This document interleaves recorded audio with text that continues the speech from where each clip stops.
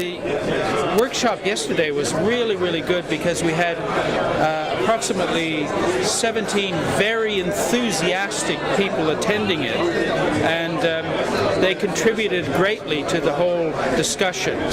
Oh, the event's been good today. It's 100 people here from all around the world, so I've enjoyed meeting everybody and learning about the different technologies.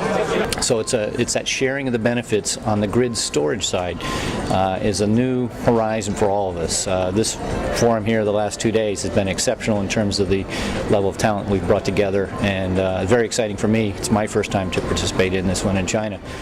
I like the format that you use for the conference. I mean, a mixture between oral presentation, interviews, talks about experts that even are, let's say, are pushing their idea outside of the technical box, including political aspects and environmental aspects and a lot of things like that. So I appreciated it. Well, I've enjoyed, of course, meeting all the different participants from all the different countries. I've made a lot of good contacts. I've learned a lot about the Chinese market, but also other markets.